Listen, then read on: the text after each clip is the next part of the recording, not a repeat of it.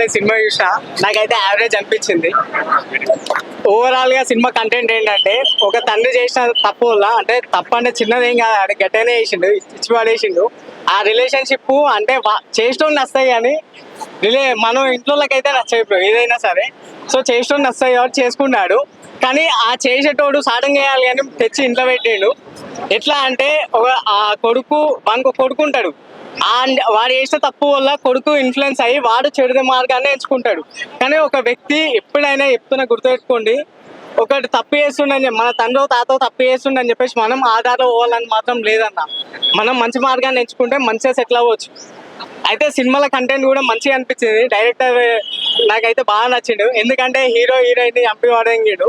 అంటే ఒక వ్యక్తి మారాలంటే ఎవరి తరం కాదు, ఓ అమ్మాయి వచ్చి మారుస్తుంది, ఆంటీ వచ్చి మారుస్తుంది అంటే ఈ సమాజంలో కాదన్న. ఇంకా లేనిపోని పెంటలు అన్ని రుట్టుకుంటాయి. టు బి ఫ్రాంక్ గా మాట్లాడితే లేనిపోని పెంటలు అన్ని మీద వచ్చి పడతాయి. ఒక అమ్మాయిని కలిపితే ఏదో లవ్ చేసినంత వరకే మంచిగా అనిపిస్తుంది, కానీ తర్వాత ట్రావెల్ అవుతుంటే వాళ్ళ ఫ్యామిలీ ఇష్యూస్, మన ఫ్యామిలీ ఇష్యూస్, ఈ లొల్లిలన్నీ కంటే అది చెప్పలేకపోతున్నా కొంచెం. సో మెయిన్ ట్రాక్ అయితే అది, హీరో హీరోయిన్ చచ్చిపోవడం మన తెలుగు ఆడియన్స్ అయితే జీర్ణించుకోలేరు కాబట్టి యావరేజ్ అనిపించింది. ఇంకా అడగాలనుకుంటున్నాను. సాంగ్స్ అయితే గుర్తుపెట్టుకునే సాంగ్స్ అయితే ఏం లేవు అన్న సినిమాలో. అంటే బ్యాక్గ్రౌండ్ లో లిరిక్స్ వెళ్తుంటే ఒక మంచి ఫీల్ అవుతుంది. ఫైట్స్ అయితే చింపిసి పెట్టిండు. అల్లరి నరేష్ కదా, కొంచెం పర్లేదు, మంచిగానే అనిపించింది. కొత్తగా ఉండను అంటే అల్లరి నరేష్ గారి క్యారెక్టరైజేషన్ మాత్రం కొంత కొత్తగా అనిపించింది, చాలా బాగా అనిపించింది. స్క్రీన్ ప్లే మాత్రం చింపిసి పెట్టింది. అంటే ఫస్ట్ హాఫ్ మాత్రం స్లో ఉంది, సెకండ్ హాఫ్ లో మాత్రం చింపిసి పెట్టింది. ఇప్పుడే బచ్చలమల్లి సినిమా ఇప్పుడే చూసి బయటకు వస్తున్నాను. ఎలా ఉంటుందో మంచి టెన్షన్స్లో వెళ్ళాం.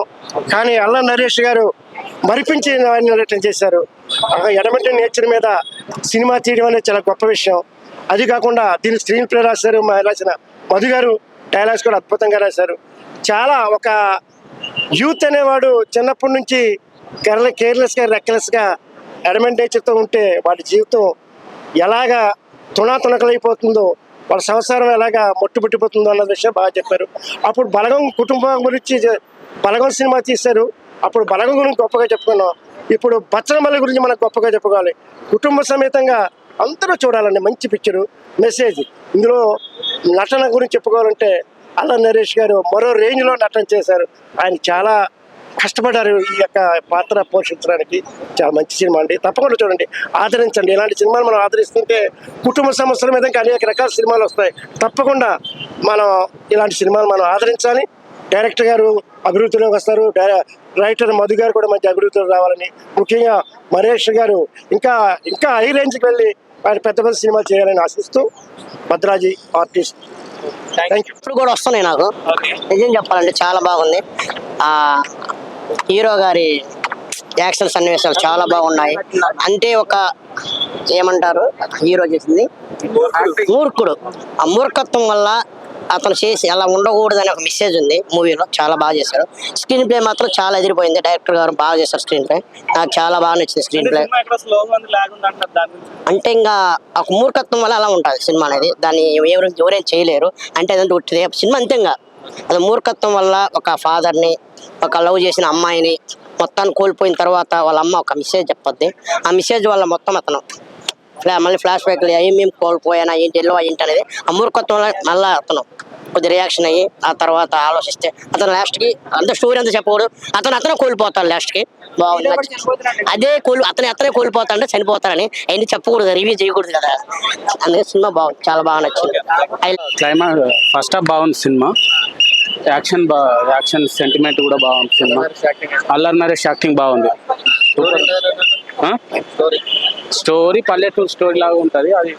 సినిమా మాత్రం సూపర్ ఉంది. సినిమా ఫైట్స్ బాగుంది, సాంగ్స్ సెకండ్ హాఫ్ సాంగ్స్ బాగుంది, చాలా బాగుంది అనే స్టోరీ. సో ఇది స్టోరీ సినిమా అంటే ఒక ఆటోబయోగ్రఫీ అని చెప్పొచ్చు. అంటే ఇప్పుడు అల్లరి నరేష్ చాలా కామెడీ సినిమాలు చేసి మానేసి ఇప్పుడు ఇలాంటి సినిమాలు చేస్తున్నారు కదా, చాలా మంది ఆయన సజెషన్స్ ఇస్తున్నారు ఇప్పుడు కామెడీ సినిమాలే చేయమని. మరి ఇలాంటి సినిమాలు చేయడం కరెక్టేనా? యాక్టర్ అనేవాడు వర్సటైల్ యాక్టర్. ఇప్పుడు ఒకటి అట్లా అయితే ఇప్పుడు మామూలుగా అల్లు అర్జున్ అంత మాస్ పుష్ప చేశాడు, అదంతా చేశాడు. Sir, కానీ camera space. ముందర అలా వైకుంఠపురం చేశాడు. సో ఇక్కడ అక్కడ అల్లు అర్జున్ ఉన్న ఇది నరేష్ కి ఎందుకు కాదు? Is far more superior actor than Allu Arjun. ఇక్కడ ఇండస్ట్రీలో ఎవరైనా ఉంటే he has been trained in direction and వాళ్ళ ఫాదర్ ఒక లెజెండరీ డైరెక్టర్. సో ఇది గ్రౌండ్ నుంచి వచ్చాడు. సో ఇప్పుడు ఒక యాక్టర్ అనే వాడికి స్టీరియో టైప్ పెట్టకూడదు, ఇతన్ని ఇట్లానే చేస్తారు. అట్లా అయితే ఇప్పుడు వెన్నెల కిషోర్ ఉన్నాడు, ఇప్పుడు అప్పుడు వరకు కామెడీ చేస్తారు, ఇప్పుడు విలన్ రోల్స్ చేస్తున్నారు. So what is difference? So ఇప్పుడు అంటే ఇది స్క్రీన్ ప్లే ఎలా ఉంది అంటే బచ్చల మళ్ళీ ఎలా ఉంది? నేను కావాలంటే రాసిస్తాను, ఇదే డైరెక్టర్ మళ్ళీ ఇంకో హిట్ కొడతాడు. దట్స్ సో ఇప్పుడు అల్లరి హిట్ వచ్చినట్టేనా అంటే